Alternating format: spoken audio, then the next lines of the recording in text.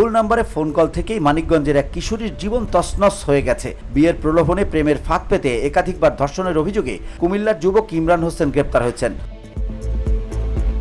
ঘটনাটি ঘটেছে শিবালয় উপজেলার তেওতা ইউনিয়নের সুবুলিয়া ডাঙ্গা গ্রামে। পুলিশ জানায় 1 মাস আগে কিশোরীর মায়ের মোবাইল ফোন থেকে ভুলবশত কল চলে যায় কুমিল্লা সদর দক্ষিণ উপজেলার চাঁদপুর গ্রামের ইউনিস মিয়ার ছেলে ইমরানের নাম্বারে। এরপর থেকে ইমরান ওই কিশোরীর সঙ্গে যোগাযোগ শুরু করে এবং প্রেমের সম্পর্ক গড়ে তোলে।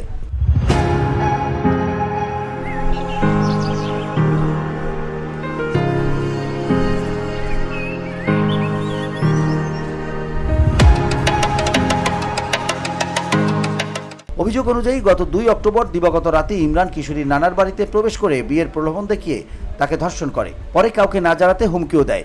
পরে জানা যায় ইমরান বিবাহিত এবং তার স্ত্রী ও 3 সন্তান রয়েছে। এই ঘটনায় নারী ও শিশু নির্যাতন দমন আইনে মামলা দায়ের হয়েছে। ঘটনার পর কিশোরী মাকে জানালে স্থানীয়দের সহায়তায় মঙ্গলবার রাতে ইমরানকে আটক করে পুলিশে সোপর্দ করা হয়। বুধবার দুপুরে আদালতে হাজির করলে তিনি 164 ধারায় স্বীকারোক্তিমূলক জবানবন্দি দেন।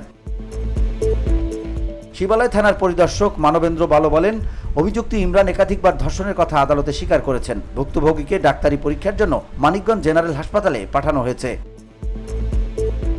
VOD Bangla news desk.